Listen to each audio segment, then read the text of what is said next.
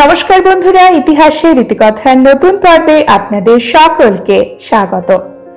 আজকের পর্বে আমরা জানব অম্বুবাচী চলাকালীন কি কি খাবার গ্রহণ করা যাবে এবং কি কি খাবার সম্পূর্ণভাবে নিষিদ্ধ।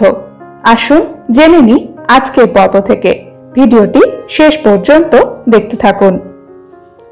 সনাতন হিন্দু ধর্মের অত্যন্ত প্রাচীন একটি বাৎসরিক উৎসব হল অম্বুবাচী। অম্বুবাচীকে বিভিন্ন আঞ্চলিক ভাষায় বিভিন্ন নামে ডাকা হয়, যেমন অমাবতী, আবার কোথাও রজ উৎসব। রজ উৎসব পালিত হয় উড়িষ্যাতে। সনাতন হিন্দু ধর্মের প্রাচীন শাস্ত্রে, প্রাচীন বেদে, এমনকি পৌরাণিক যুগেও পৃথিবীকে, আমাদের ধরিত্রীকে মাতৃরূপে, মাতা রূপে সম্বোধন করা হয়েছে। পৃথিবীকে একজন জীবন্ত নারী রূপে কল্পনা করা হয়েছে। আষাঢ় মাসের মৃগশিরা নক্ষত্রের 3টি পদ শেষ হলে পৃথিবী বা আমাদের মা ধরিত্রী ঋতুমতী হন। এই সময়টিতে অম্বুবাচী পালন হয়। অর্থাৎ এই প্রচলিত আচারের পেছনে দেখা যাচ্ছে আমাদের পৃথিবী, আমাদের মা, এই বিশ্বাস প্রচলিত। কারণ পৃথিবীতেই আমাদের জন্ম। শুধু মানুষ নয়, মানুষ ছাড়াও প্রত্যেকটি পশু পাখি, প্রকৃতির প্রত্যেকটি সৃষ্টি কিন্তু পৃথিবীর, এবং পৃথিবীর সন্তান আমরা সকলেই। আজকে পৃথিবী না থাকলে আমরাও থাকতাম না। মহাজাগতিক ধারায় পৃথিবী যখন সূর্যের মিথুন রাশিস্থ আদ্রা নক্ষত্রে অবস্থান করে, সেই দিন থেকে বর্ষাকাল শুরু ধরা হয়। পাশাপাশি এটি আমরাও জানি যে মেয়েদের ঋতুকাল শুরু হলে একজন নারী তারপরে সন্তান ধারণে সক্ষম হয়ে ওঠেন। ঠিক সেই রকমই প্রচলিত বিশ্বাস, প্রতি বছর অম্বুবাচীর এই 3 দিনকে পৃথিবীর ঋতুকাল হিসেবে ধরা হয়। অম্বুবাচী একটি ধর্মীয় আচার হলেও এর সঙ্গে জড়িয়ে আছে আমাদের দেশের প্রাচীন কৃষি পদ্ধতি। আমাদের দেশ ভারতবর্ষ কৃষি প্রধান দেশ। আষাঢ় মাসের শুরুতে পৃথিবী যখন বর্ষার জলে ভিজে ওঠেন, তখন তাকে ঋতুমতী বলে মনে করা হয়। আমরা জানি মেয়েরা ঋতুমতী হলেই সন্তান ধারণে সক্ষম। সেই রকম বসুমতীকেও সেই রূপেই কল্পনা করা হয়। এই সময় এই 3 দিন তাকে বিশ্রাম দেওয়া হয়। চাষিরা এই 3 দিন কোনো রকম কৃষিকাজ করেন না।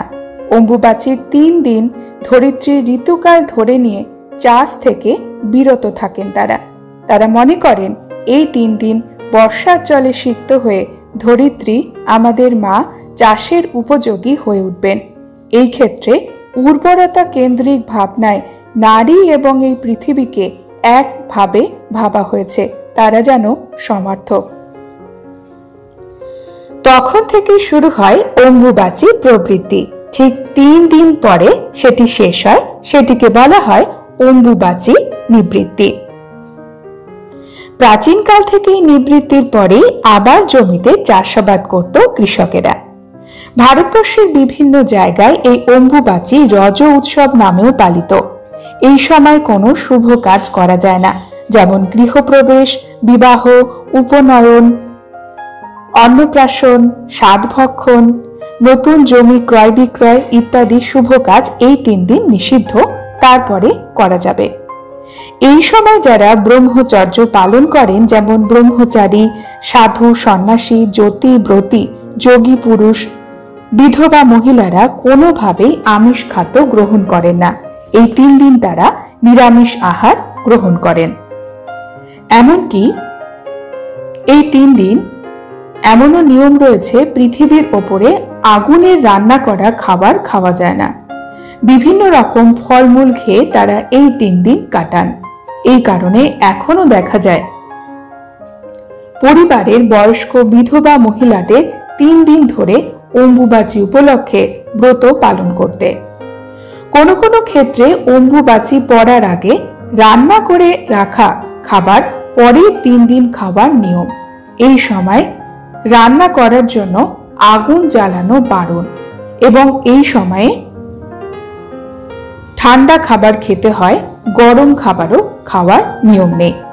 পঞ্জিকাতে আমরা দেখি অম্বুবাচী প্রবৃত্তির সময়ে লেখা থাকে অম্বুবাচীর মধ্যে সর্বভয় নিবারণের জন্য দুগ্ধপান আবশ্যক। পাঠ্যক্রম, বীজ বপন, সাবকাশ, শুভকর্ম এবং সপ্তাহব্যাপী বিশেষ যাত্রা নিষেধ। জ্যোতিব্রতী বিধবা দ্বিজগণের পাকদ্রব্য ভক্ষণ নিষেধ। এটা আমরা পঞ্জিকা থেকে পাই। অম্বুবাচীতে আম দুধ খাওয়ার বিশেষ প্রথা প্রচলিত। এটি অত্যন্ত প্রাচীন একটি প্রথা। আম এবং দুধের মধ্যে যে পুষ্টিগুণ রয়েছে তা আমাদের মেয়েদের জন্য অত্যন্ত উপযোগী। এটি আমাদের রক্তাল্পতা প্রতিরোধ করতেও সাহায্য করে। আষাঢ় মাস বাংলা ক্যালেন্ডার অনুসারে বছরের তৃতীয় মাস। সনাতন হিন্দু ধর্মে আষাঢ় মাস বিশেষ মাহাত্ম্যপূর্ণ। আষাঢ় মাসে অনুষ্ঠিত হয় দেবসায়নী একাদশী। এই একাদশীতেই ভগবান শ্রীহরি 4 মাসের জন্য যোগ নিদ্রায় যান। এই 4 মাস যে কোনো ধরনের শুভ অনুষ্ঠান যেমন বিয়ে, পৈতে, অন্নপ্রাশন, গৃহপ্রবেশের মতো শুভ কাজ বন্ধ থাকে। আষাঢ় মাসেই গুরু পূর্ণিমা অনুষ্ঠিত হয়। অন্যদিকে আষাঢ় মাসেই অম্বুবাচীর মতো একটি পবিত্র এবং প্রাচীন ব্রত পালিত হয়। আষাঢ় মাসেই থাকে রথযাত্রা। শ্রী শ্রী জগন্নাথ দেবের রথ উৎসব এই মাসেই অনুষ্ঠিত হয়। অন্যদিকে বিপদ তারিণী ব্রত আষাঢ় মাসেই হয়ে থাকে। সকল দিক থেকে ধর্মীয় মান্যতা অনুসারে আষাঢ় মাস অত্যন্ত পবিত্র মাস। এই মাস ভগবান শ্রীহরি এবং মা লক্ষ্মীর অত্যন্ত প্রিয় মাস। বন্ধুরা, আজকের পর্বে আমরা জানব আষাঢ় মাসে আমরা যে কাজগুলি ভুলেও করব না। এই কাজগুলি আমাদের সংসারে নেগেটিভিটি আনে, আমাদের জীবনের সৌভাগ্যকে কমিয়ে দেয়। অর্থ কষ্ট বা দারিদ্রতা আসে জীবনে। জেনে অথবা না জেনে আমরা এই ভুলগুলি করি। আজকের পর থেকে আমরা এই ভুলগুলি আষাঢ় মাসে কখনোই করব না। প্রথম যে কাজটি আষাঢ় মাসে করা উচিত নয় সেটি হলো, গ্রীষ্মকালের পরে আষাঢ় মাস থেকে বর্ষা শুরু হয়।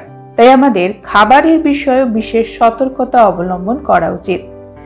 আয়ুর্বেদ শাস্ত্র বলছে এই সময় বর্ষাকালে শুরুর দিকে এবং বর্ষাকাল চলাকালীন শাক জাতীয় খাবার বেশি না খাওয়া। শাক জাতীয় খাবার আমাদের শরীরের জন্য খুব ভালো, কিন্তু এই সময় শাক জাতীয় খাবারে ব্যাকটেরিয়া সংক্রমণ বেশি হয়। তাই খেতে পারি, কিন্তু সেটি পরিমিত, খুব বেশি পরিমাণে নয়। আষাঢ় মাসে বাসি খাবার ভুলেও খাবেন না, এতে শরীরের খুবই ক্ষতি হয়। আষাঢ় মাসে দেবসায়নী একাদশীর পরে কখনোই শুভ অনুষ্ঠান করবেন না, যেমন বিয়ে, উপনয়ন, গৃহপ্রবেশের মতো শুভ অনুষ্ঠান, অন্নপ্রাশনের মতো শুভ অনুষ্ঠান করা উচিত নয়। কারণ এই সময় ভগবান শ্রীহরি যোগ নিদ্রায় শায়িত থাকেন। তার আশীর্বাদ ছাড়া কোনো শুভ অনুষ্ঠান সম্পন্ন হয় না। আষাঢ় মাসে সাত্ত্বিক খাবার গ্রহণ করার চেষ্টা করবেন। আমিষ জাতীয় খাবার খাবেন না। পেঁয়াজ রসুনের ব্যবহারও এড়িয়ে চলুন। এই সময় তামসিক এবং রাজসিক খাবার আমাদের শরীর এবং স্বাস্থ্য দুটোর জন্যই খারাপ। আষাঢ় মাসে খাবারে বেশি তেল মশলার ব্যবহার না করাই ভালো। এই সময় আমাদের শরীরে সংক্রমণের পরিমাণ বাড়তে থাকে। আষাঢ় মাসে সকাল এবং সন্ধে দেবী তুলসীর আরতি করুন। এই মাসে যত বেশি পরিমাণে গাছ লাগাতে পারবেন আপনার সৌভাগ্য তত বাড়বে। আষাঢ় মাসে গাছ কাটবেন না। গাছ আমাদের জীবনের জন্য, পরিবেশের জন্য অত্যন্ত প্রয়োজন। এই কারণেই রথযাত্রার দিনে আমাদের শাস্ত্র অনুসারে গাছ লাগাতে বলা হয়। আপনারা চাইলে এই দিনে গাছ লাগাতে পারেন। গাছ লাগানো খুবই শুভ কাজ। এবছর বাংলার 1432, ইংরেজির 2025 অম্বুবাচীর প্রবৃত্তি এবং নিবৃত্তির শুভ সময়সূচি। এই সময়সূচি ভারতীয় সময় অনুসারে, পঞ্জিকা অনুসারে সম্পূর্ণ সঠিক এবং নির্ভুল সময়সূচি। অম্বুবাচী শুরু হচ্ছে 7ই আষাঢ়, 22শে জুন রবিবারে।